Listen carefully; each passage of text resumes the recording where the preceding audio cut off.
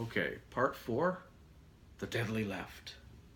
We talked about serial killers and mass murderers and assassins, the majority of which seem to be left leaning, whether they're registered, whether they're Democrats, whether they're apolitical, mentally, whatever. Very few right wingers.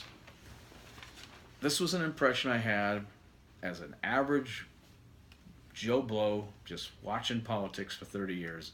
Impression I had as I put each of these incidences in the back of my head, it just seemed like the liberal media and their knee-jerk reactions notwithstanding, that most of these people were either left-wing or nothing. Very few Republicans. And research has borne that out. Now, in addition to the previous list of people, there are also people you could consider to be terrorists, or whether domestic terrorists, people who, for a political reason, wanted to cite violence, scare people into understanding or listening to them or getting their point of view or being convinced that they're right or whatever.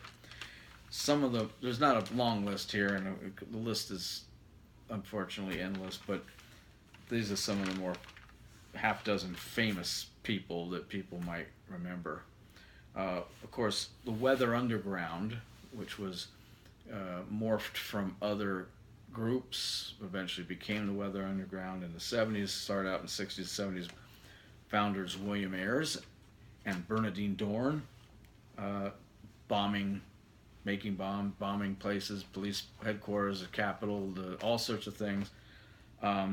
They were, they were Democrats, of course, but they were also Marxist. And liberals tend to love terrorists because they consider them political activists or political,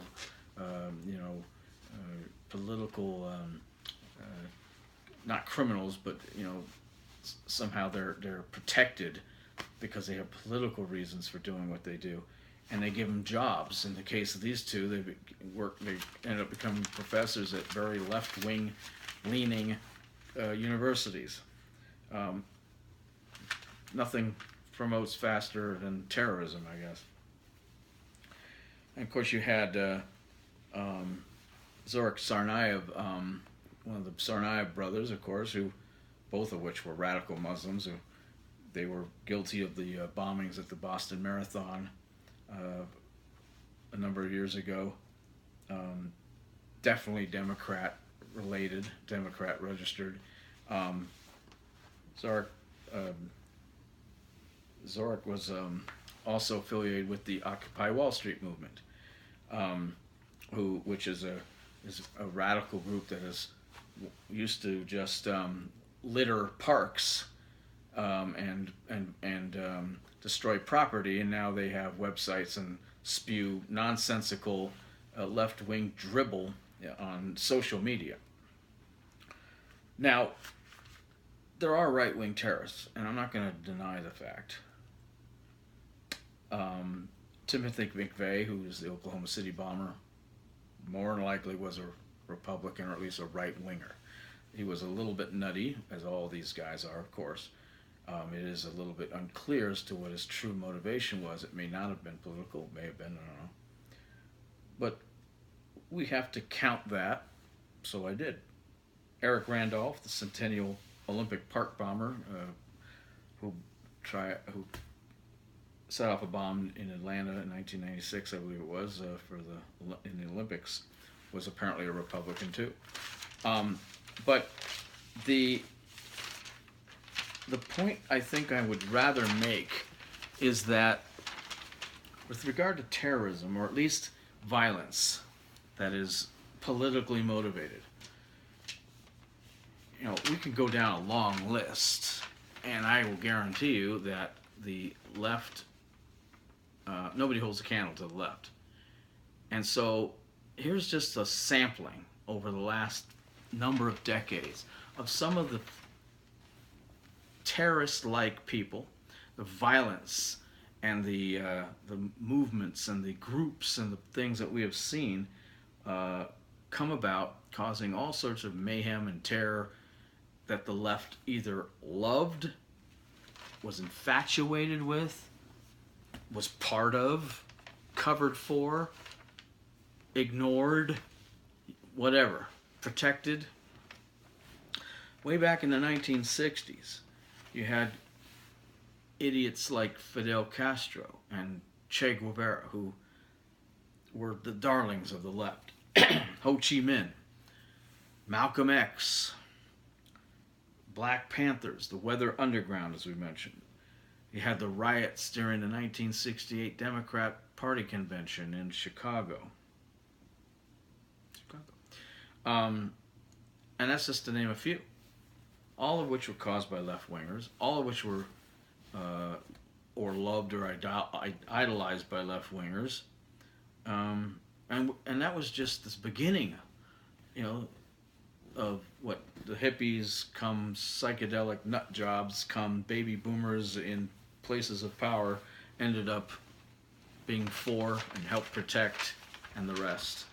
In the 70s you had wackadoodles like Patty Hearst, who was kidnapped and then later became part of the Simeonese Liberation Army. You had the Jamestown suicide, as we mentioned. You had two attempts to assassinate, well, one to assassinate Nixon, and two to try to assassinate Gerald Ford. They were left-wing nut jobs. You had Susan Moore, who was a SLA admirer, who went after him, and then you had Squeaky Fromm, who went after him as well, who was a adherent to a follower of the Manson family. So, it's as left-wing and radical as you get. In the 1980s and 90s, you have the FALN, which is a Puerto Rican separatist movement, who were terrorists, basically. Number of bombings and killings and things who had a large group. I mean, there were dozens and dozens of these guys who were caught, incarcerated, and no less than Bill Clinton and later Barack Obama commuted all their sentences and set them free. The 2000s, we really got started. I ain't seen nothing in the 60s, 70s, and 80s and 90s. The 2000s, the list is incredibly long. But before we get into the 2000s, let's just talk about the 20th century. Left-wing politics, described, as I mentioned in my video about the definitions of different kinds of politics or government styles or what have you. On the right, republicanism, certain types of and other right-wing government styles, of which until, except for America, you had some parliament-style governments where they were like Britain, which is somewhat of a democracy. You had a series of democracies out there, but none of them were true. They were true democracies, which meant they weren't truly that right wing, as it were. But they were far cry from the other kinds, like socialists, communists, etc., which were fairly radical left wing. But the right wing style governments did not systematically execute its own citizens, or anybody else for that matter. They like to say that the right-wing Nazi fascists did, but they weren't right-wingers. They, as we've proven 1,000 ways, fascism and the Socialist Party, that happened to be called the Nazi Party in Germany, were left-wingers. They were responsible for the deaths of 20 million people by themselves. But if you add in all the killings done by communists and socialists in the 20th century, Russia and China, and Cambodia, Vietnam, North Korea, all these places, the number is staggering. It's somewhere in the neighborhood of 120 million people dying at the hand of left-wing radical government styles or governments. So we got out of the 20th century and all of that, thinking, hey, we've got a new millennia, we've got a new century, let's clean it up. Nope, Instead, it gets worse.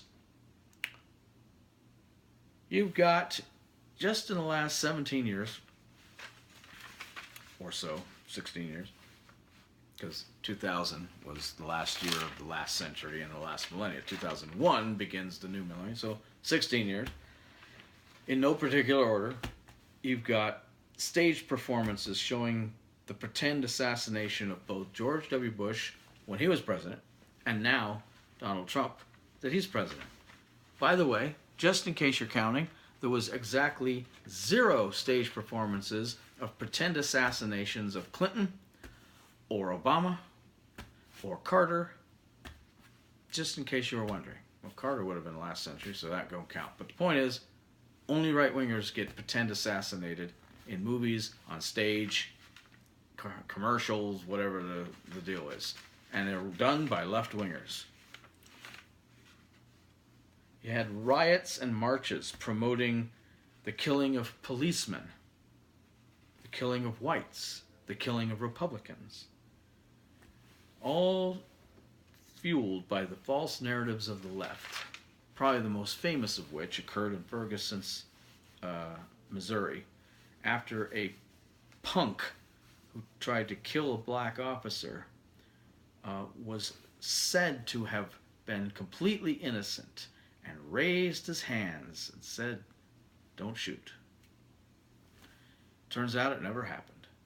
But even to this day, there are people, Black Lives Matter, liberal nut jobs on television, who still not only do the little hands up, don't shoot sign, but also expand or extend that narrative into your living rooms or radios on a regular basis.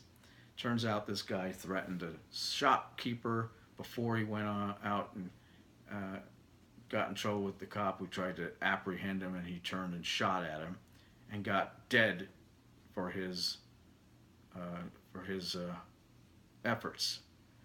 This was a clean, righteous shooting by a clean, righteous cop.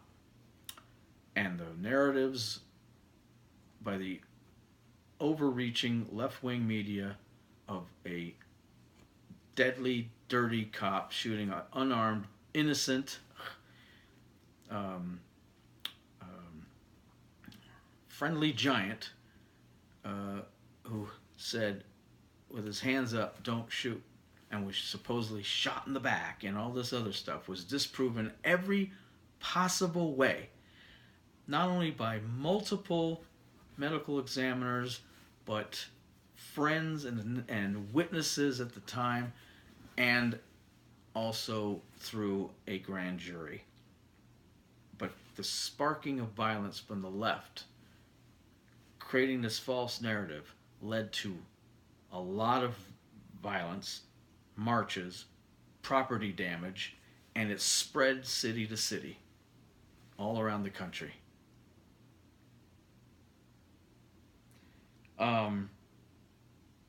Attacks against Trump supporters at Trump rallies, and not only just attacks against Trump, people wearing Trump shirts, the left tried to turn it around and convince everybody that the Trump supporters were actually beating up the Trump supporters, or that somehow this was happening. It's the same everywhere, like it's happening, the equivocation crap, and yet no Hillary supporter was ever really beat up, as far as I know. It's only happened at Trump rallies. And not only was the false narrative that Trump people were the violent ones,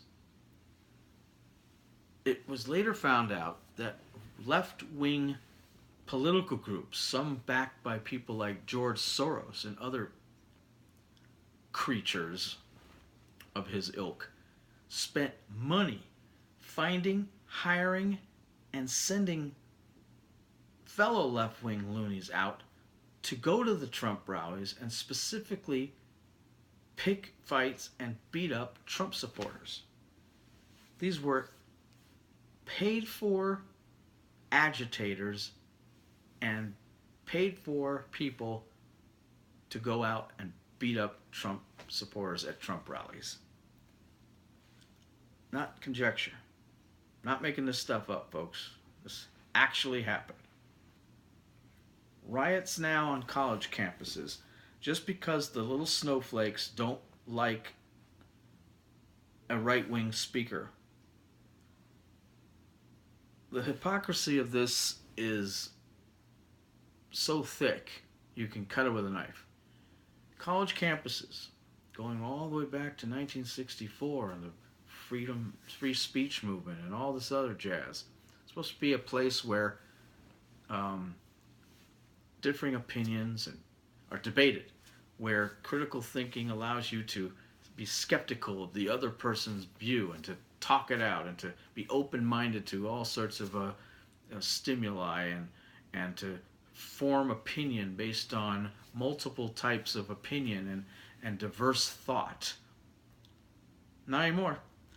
The most intolerant places on the planet are now most college campuses. Some are so liberal that they won't even allow opposing thought in their own classrooms. That it's the only way to get an A is to agree with the liberal teacher. Places where they're canceling out valedictorians because it's not politically correct for the people who aren't smart enough to become valedictorians. Places where they hire, they force the Republican groups who want the Republican or right-wing speaker to come to the school and speak. They have to pay for the extra bodyguards that they believe are going to be required because of the nutty right-winger and what he's going to say, which, as I mentioned before, is completely 180 degrees out of phase with logic.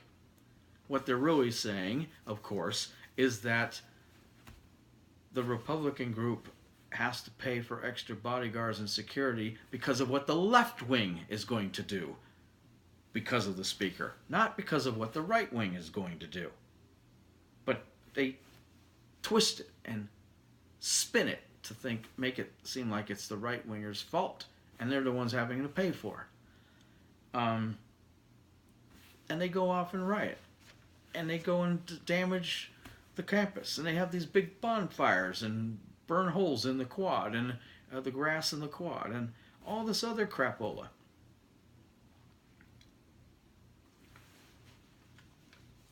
The left wing constantly apologizing or just simply ignoring the black on black crime from gangs and the murder rate among blacks and trying to make it seem like white America is to blame for all of it when the statistics easily and without doubt show the majority of blacks are killed by other blacks.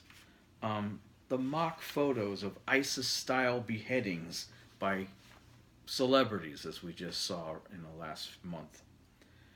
Numerous celebrities and others, getting on commercials and videos or being overheard at functions where they feel the need to speak because they need to be heard and they need that gratification from adoring crowds.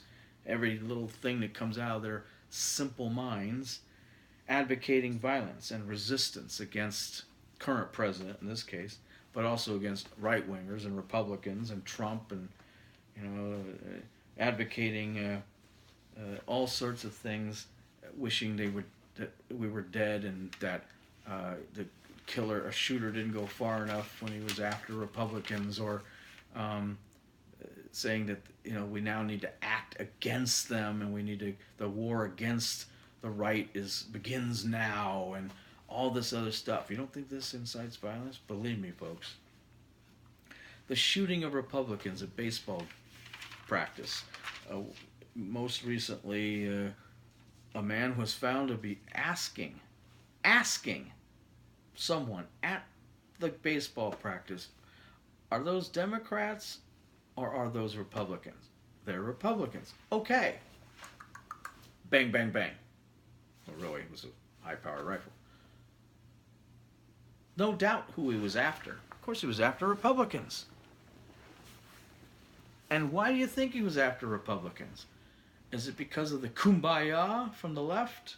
Now, the left knows that they're the ones who incite this stuff, but they try to do that equivocation thing. Oh, it's everybody. It's the right. They're the ones. Or as one ex-CBS moron anchor said, could they have, created the crisis themselves by their own rhetoric and their own whatever. Saying, I'm pretty sure, just from this little list I just explained, I'm pretty sure that that shows that the left wing is far more culpable than the right wing. Now, again, nothing is 100%. Nothing is all or nothing. Is not to say that I'm advocating any gray or I'm a black and white guy, but I can't say 100% that the right wing or some of the people in the right wing are not inciting the violence. Okay? I'm talking about a matter of degrees. The left is so far above and beyond and ahead of Republicans and right-wingers in this regard. It's not even a horse race. And it goes back decades. The advocacy for these nuts, the covering up, the protecting, the water carrying, the bizarre spin that they give these people's words and action to try to rationalize and justify these crazy left-wing radical killers and violent haters is beyond the pale. It's not even describable I don't have the words to describe how sick this is. And then they have the audacity to say right-wingers are the same or to blame outright. They're nuts. There's a psychological term that I want to explain to you guys, and I'm going to finish this up in part 5 and talk about that very thing.